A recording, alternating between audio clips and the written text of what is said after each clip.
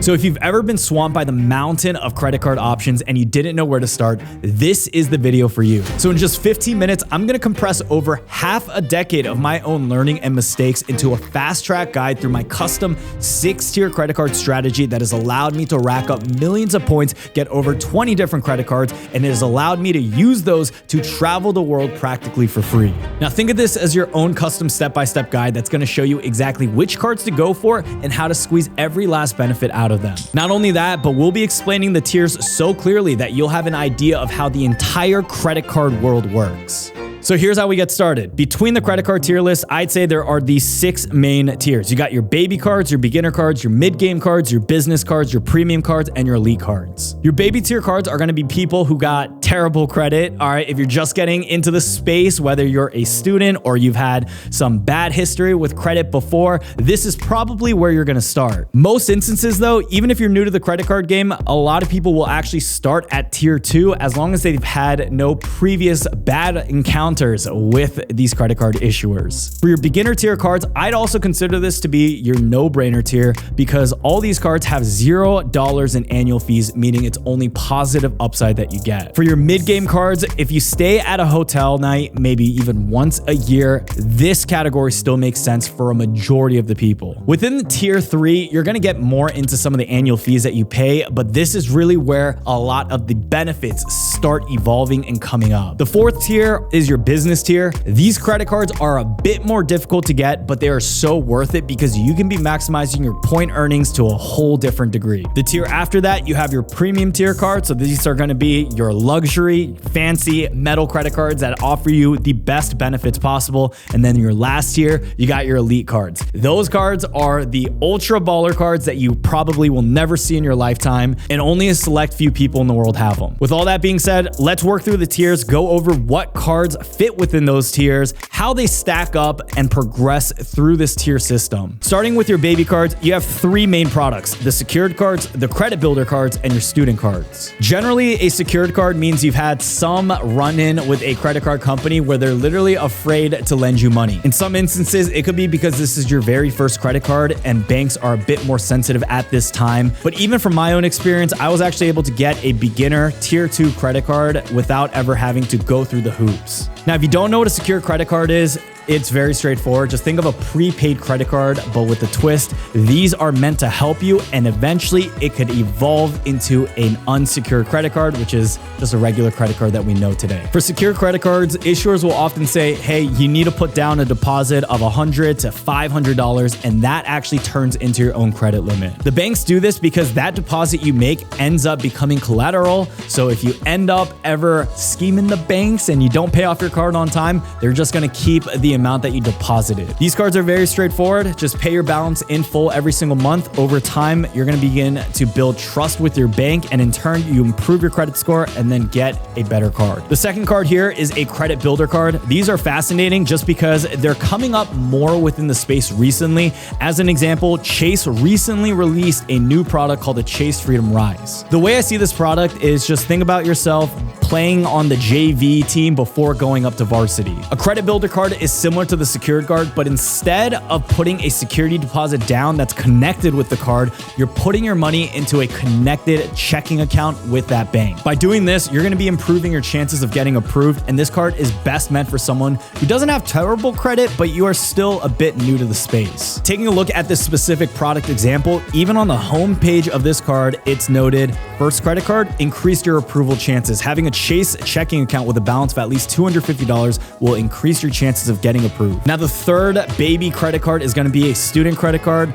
This builds your credit easily. It's really meant for students, and they usually come with lower limits, but they're very straightforward in getting started with. And they're also great because they give you little incentives. Like if you get good grades, you let them know, and they'll give you $20 or $25 back. Student credit cards are still pretty popular just because the earliest that you can get a credit card is generally when you're still a student. So a lot of these banks tend to promote these student credit cards to people who are still in college. Moving on, we got our tier 2 starter credit cards, and this is just a bit more level up. With these cards, you're now going to be entering the world of getting no annual fee cards with welcome bonus offers. Generally, these cards are still very easy to use. They're very easy to get approved for as long as you have a decent credit score, and a lot of different issuers have these tier 2 starter credit cards to get people within their ecosystem. Now, a lot of people assume that tier 2 starter cards, because it's a lot easier to get, these cards are not that good, but that is so false. There are people who end up getting 20, 30, 40 plus credit cards, and they only get tier 2 starter credit cards because they love the whole cashback, no annual fee game. Some of the best cards on this list is going to be the Capital One Saver One card, the Freedom Flex card.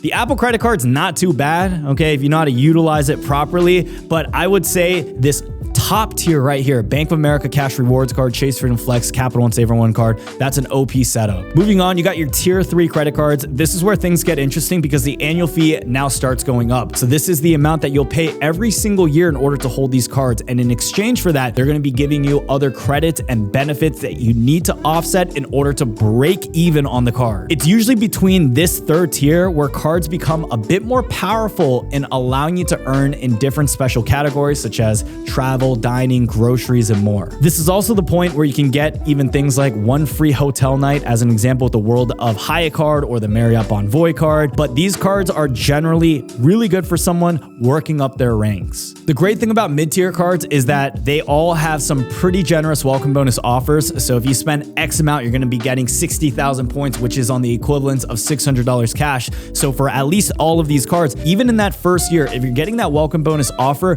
you will be coming out on top with the ROI. So what that means is if I pay $250 a year to hold this card, but I get the welcome bonus offer of $600 with the gold card, you're still coming out net positive by a significant amount. What's great about mid-tier cards is that you don't even have to hold these products forever. You can always downgrade your cards, you can cancel it after a certain amount of time, or you can product change into different offerings within the space. Moving on, you got your tier 4 credit cards, and this is going to be your business credit cards, which is pretty much an expanded version of your mid-tier cards. I personally think business credit cards are great, but a lot of people get intimidated by these because they're like, yo, Brian, I don't got a legitimate business. I'm not making 6 figures with my Shopify dropshipping store. That's completely okay because a lot of people fail to realize that if you have ever walked a dog before, if you're a sole proprietorship, if you've ever done Uber Eats or you're an Instacart driver on the side, you actually qualify to be a freelancer, which is under the umbrella of being a business owner. Now, business credit cards are fantastic, but generally their minimum spend requirement on the welcome bonus offers is fairly high, meaning instead of paying just $3,000 in 6 months in order to get the benefit, you'd have to pay anywhere from $5,000 to $10,000 or even $15,000 to qualify for some of these card products. On the other hand, though, generally businesses spend a lot of money, so most people have no issues hitting this, and you also get a much higher welcome bonus offer in return. You'll also notice with some of these business credit cards, they actually have no annual fee, so just realize that the annual fees aren't fully linear either. Two of the best products at this moment is going to be the Ink Business Cash and the Ink Business Unlimited, and if you guys are looking for more details on how you can get approved for a business credit card, I made a full guide on that,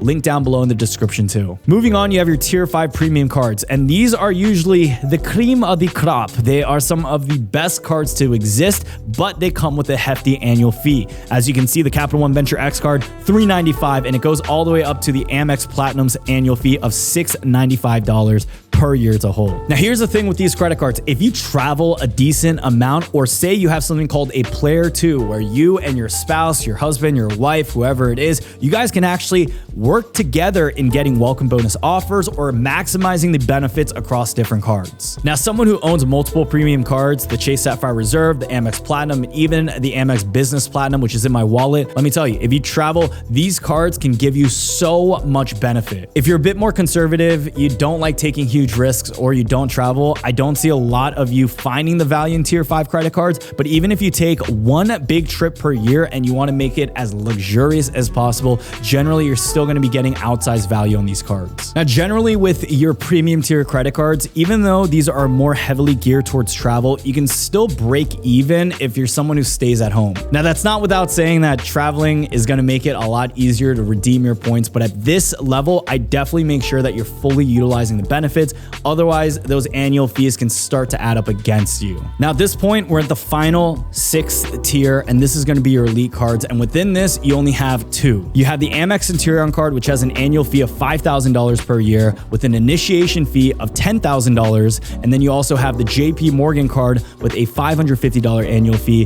And in order to even get invited for any one of these cards, you need to meet their minimum requirements. For the Amex Centurion card, this is going to be you have to spend a certain amount per year, and that's still not going to guarantee that they invite you to this card. With the JP Morgan Reserve card, you need to have $10 million in assets under management with JP Morgan Chase, and even on that instance, they still may not invite you either. Now, these cards are a bit more glorified, but they do come with exclusive benefits like having a concierge service line where you can contact them for some pretty interesting stuff. We've made multiple videos about this, but the ones that pop into my mind are like stories where pretty much someone needs to get tickets to the Justin Bieber concert, but they're all sold out. So the Centurion rep like works their magic and gets them these tickets all of a sudden, or an instance where someone was about to propose to their girlfriend and they wanted to get flowers. So Amex went ahead and got a helicopter and dropped off flowers to them. I mean, some of this stuff is ridiculous. I don't know if half of it is true, but when you do get a card like this that so very few people have, it makes you wonder. It makes you wonder. Now, a few things to note about all the cards that I mentioned. It is not going to be progressively harder the better the cards get. The only cards that are actually hard to get are your elite tier cards, but these are cards that I'd even tell you that they don't really make sense for your average person to hold. When you're paying these high annual fees, like for the Centurion card, $5,000 a year and $10,000 in initiation,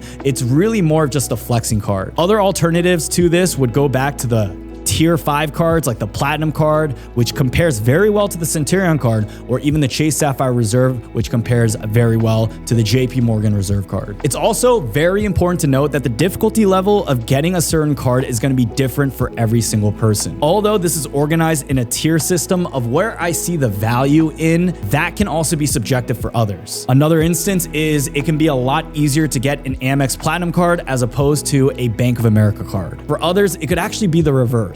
Your miles may vary depending on your own credit score and where you are within the journey, but the general rule of thumb to find success and to make a lot of points is to work up the tiers and the ranks. You could go out of order where if you know you got 10 different family vacations coming up, go get the Platinum card, go get the Reserve card, and then eventually just work your way through some of the no annual fee cards. So just note that there is no particular order in this. Now, if you want to learn more about my personal strategy, which credit cards I applied for, and everything else you need to know about the credit card space, be sure to check out the next video here. Thank you all so much again for watching this video. If you guys did enjoy it, be sure to check out the links down below in the description. If you're looking to apply for any one of these cards, those links here will directly support this channel at no cost to you. If you haven't yet subscribe to the channel. We got a lot of bangers coming out, and I'd love for you guys to be a part of the Jung Dynasty. Thank you all so much again for watching this video, and until next time, peace out.